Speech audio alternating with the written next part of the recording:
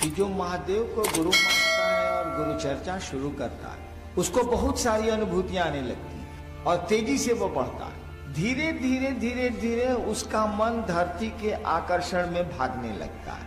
अब वो चर्चा से कमाना चाहता है पैसे, चर्चा से कमाना चाहता है सम्मान, चर्चा से लेना चाहता है सुविधा, चर्चा से लेना चाहता है अपनी वरीयता, अपना वर्चस्व, उससे लेना चाहता है। कहेगा आपको कि जानते हैं मणिकांत जी, हम 5 साल पहले शिव को गुरु माने थे, ओह क्या मजा था, ओह क्या अनुभूतियां थी सर, लगता था कि सूरज को पूरब से पश्चिम उगा सकते हैं हम। अब थोड़ा गड़बड़ हो गया है, चर्चा तो करते हैं लेकिन वैसी कोई अनुभूति नहीं आती। कुछ गड़बड़ नहीं हुआ, साले के मन में गड़बड़ी हो गई, उसका अहंकार फेंक दिया। वो बुझ रहा है कि इलाका वाला हमको चिन्ह रहा है कि नहीं, हम यहाँ के जोनल संयोजक हैं। साले चूतिया। अब देखिए, अब जोनल संयोजक हैं, ये दिमाग में आ गया, शिव गुरु भारी नहीं रह गए, पद भारी हो गया, आदमी को कहां से अनुभूति मिलेगी? पैसा भारी हो गया, शिव गुरु की अनुभूति उसको कहां से मिलेगी? शुरू में तो एक ललक रहती है, बाद में धरती उसको पकड़ने लगे, उसका दोष नहीं है, पकड़ने लगती है। वो जब मेरे पास आएगा, 4 सुंदर सुंदर वचन बोलेंगे हम ना, तब उसको लगेगा कि वो हम सीनियर हो गए, लेकिन तब वो माधवचोद बहनचोद तो होता है हमको, ठीक रहेगा। अब मेरे पास नहीं है तो धीरे धीरे धीरे धीरे उसका अहंकार चढ़ता चला जाएगा, चढ़ता चला जाएगा। गुरु चर्चा का उद्देश्य क्या है? मूल बात पहले समझ लीजिए। मुझको मेरे गुरु ने कहा था 1984-85 में, तुम जो करते हो कहते नहीं, तुम जो करते हो कहते नहीं। मैंने कहा मैं जो करता हूं सो कहता हूं। हम बहुत पूजा पाठ में ठगाए हुए हैं, इसीलिए जो करेंगे सो कहेंगे। उन्होंने कहा असत्य बोलते हो, झूठ नहीं कहा असत्य बोलते। असत्य का मानी होता है जिस सत्य को आप नहीं जानते। असत्य का मानी होता है जो जिस सत्य को आप नहीं जानते हैं और बोल रहे हैं। झूठ का मानी होता है सत्य आप जानते हैं तब नहीं बोल रहे। जैसे एक छोटे बच्चे से आपने पूछा दूधू कितना होगा बउआ, वो अंगुली पर जोड़ा, बोला दूधू 3, जोड़ने में उसने गलती कर दी है 3, लेकिन वो झूठ नहीं बोल रहा है, कहे वो जोड़ के उसको 3 आया है तो दूधू 3 बोल रहा है। कहा जाएगा दूधू 3 तो होता नहीं है, तो कहा जाएगा बच्चा असत्य बोल रहा है, दूधू 3 होता ही नहीं है। लेकिन झूठ भी नहीं बोल रहा, उसके जोड़ में आया है 3, तो क्या बोलेगा? इस अगर आप जानते हैं 2 1 3 होता है और तब बोल रहे हैं 4, तब आप झूठ बोल रहे हैं। कि आपको मालूम है कि 2 1 3 होता है, तब दूसरे को आप 4 बोल रहे हैं, तब झूठ बोल। तो मेरे गुरु ने मुझको कहा असत्य बोलते हो। मैं उस समय असत्य का माने नहीं जानता था, मैं समझता था असत्य का मानी झूठ होता। तो मुझको थोड़ा खराब लगा, क्योंकि महादेव जैसा कुछ दिख तो नहीं रहा था, एक आवाज आ रही। हमने कहा जी ना, मैं असत्य नहीं बोल रहा। तब उन्होंने पूछा क्या करते हो? सवाल था कि जो करते हो सो कहते नहीं हो। तब वो आवाज ने पूछा हमसे कि तुम क्या करते हो? उस समय मैं लोगों को शिव शिष्य बना रहा था, बहुत कम लोगों को, लेकिन बना रहा था। मधेपुरा में उस समय में मजिस्ट्रेट था। मैंने कहा जी दूसरों को शिव शिष्य बनाते हैं। आवाज ने कहा जो करते हो दूसरों को करने को कहो। पहले पूछ लिया क्या करते हो, मैंने बताया कि दूसरों को शिव शिष्य बनाते हैं। फिर हाँ नहीं पूछा उन्होंने करने को क्या कहते हो? अब तो काठी हम गिनिए दिए थे तो चुप हो गए, गलती तो हमसे हो ही गई। करने को साधना कहते थे, अपने लोगों को शिव शिष्य बनाते थे, शिव शिष्य बना देते थे। अब उसको पूजा सिखलाते थे, ऐसे सिद्धासन लगाइए, ऐसे करिए, ऐसे करिए, ऐसे ध्यान करिए, ऐसे मंत्र जपिए, उसको ही बताते थे। जब उन्होंने कहा, हमसे पूछ लिया कि क्या करते हो, मैंने बता दिया। करने को क्या कहते हो? तो हम चुप हो गए कि साला इसे गिनती में हमसे गलती हो गया। करते हैं हम दूसरों को शिव से बनाते हैं और उसको करने के लिए पूजा बताते हैं, साधना बताते हैं। चुप हो गया। आवाज ने कहा जो करते हो दूसरों को करने को कहो। एक मेरी आदत है कि मुझको जब आप हरा दीजिएगा कोई चीज में तो हम हारेंगे नहीं।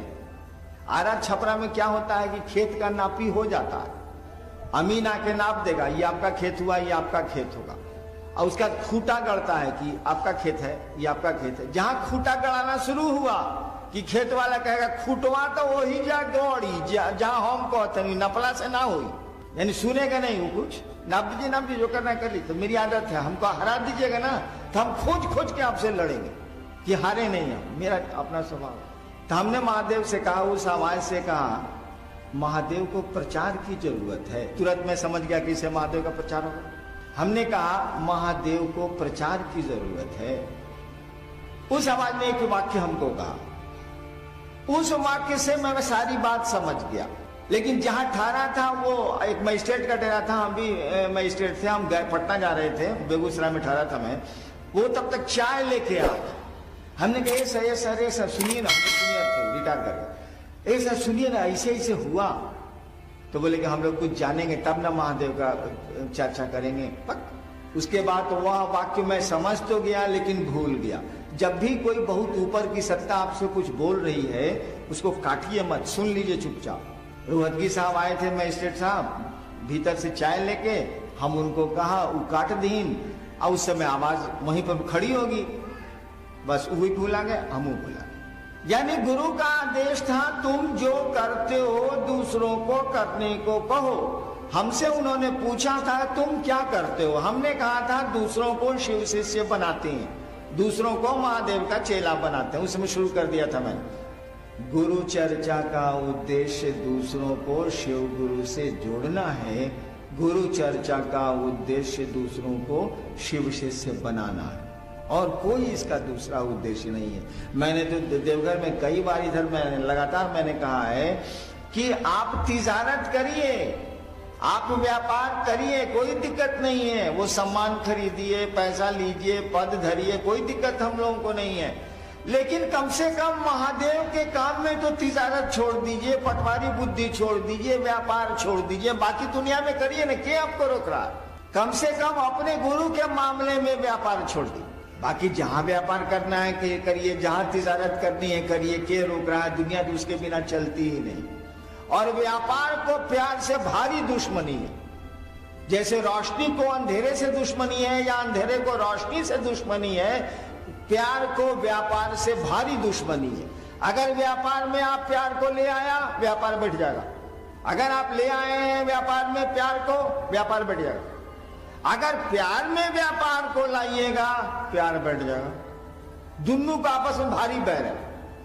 प्यार और व्यापार एक साथ रह ही नहीं सकते, मोहब्बत और तिजारत एक साथ हो ही नहीं सकती। दोनों दूसरे को एक दूसरे को मारेगा। व्यापारी हैं आप, उसमें मोहब्बत कर रहे हैं, सब लुटा दीजिएगा, चला जाएगा व्यापार हवा में। प्यार करते हैं आप, उसमें व्यापार को लाइएगा, प्यार हवा हो जाएगा, उन्हें ठीक है। कम से कम महादेव के काम में तिजारत छोड़ दीजिए। महादेव के जो गुरु का आदेश है उसमें व्यापार बंद कर दीजिए। उसमें पद ना देखेंगे, उसमें धन नहीं देखेंगे, उसमें सम्मान नहीं देखेंगे, कोई दिक्कत नहीं है, बहुत बढ़िया चलेगा। क्यों ऐसा मैं कह रहा हूं? गुरु आपकी चेतना का परिमार्जन करते हैं, उनसे संबंध बना के रखिएगा ना, तो धीरे धीरे सारी चीजें ठीक हो जाएंगी, सब कुछ सुंदर हो जाएगा। गुरु से ही संबंध नहीं होगा तो बाकी ठीक कौन करेगा? गुरु ही ना परिमार्जन करेंगे, गुरु ही ना हमारा आपका शुद्धिकरण करेंगे। उनसे संबंध बढ़िया से बना के रखिए, उनके संबंध में तिजारत को बंद कर दीजिए। कोशिश करिए कि नहीं करें, आदत हम लोगों की है वही करते हैं। उनसे संबंध बनाने में हम लोग कुछ नहीं सोचेंगे, सबको समेट के चलेंगे, सबको अपना समझेंगे, बाकी जगह अपना अपना धंधा करेंगे, कोई दिक्कत नहीं है। बाकी जगह अपना अपना काम करेंगे, व्यापार करना होगा करेंगे।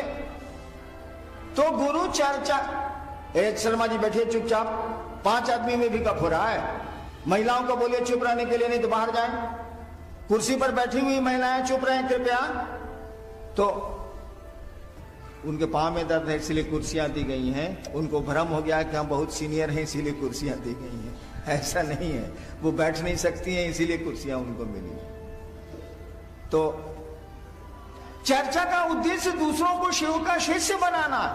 आप चर्चा करते हैं तो ये सोच के जाइए कि हे महादेव ऐसी दया करिए, ऐसी दया करिए कि लोग आपको गुरु बना ले, फिर हमको जाना नहीं पड़े, वही लोग मुझको बुलाएं कि दीदी जाइए ना, कमाल गुरु के बारे में बताइए। आप 1 महीने में आइएगा ना, पूरा मोहल्ला को हम शिवशिष्य हम ही बना के रखेंगे, तब आप आइएगा ना, आप जाइए ना, अरे कमाल हो गया। जब गुरु की दया के तहत आप शिव ये सोच के जाइएगा कि हम चर्चा कर रहे हैं, कोई शिव को अपना गुरु मान ले। हे महादेव, आप ऐसी दया करिए ना, आप ही का ना आदेश है। और तब देखिएगा परिणाम कितने सुंदर आने लगे हैं, कितना आपको भी अच्छा लगेगा, दूसरों को भी अच्छा लगेगा। जो शिव को गुरु मान बैठे हैं वो थोड़ा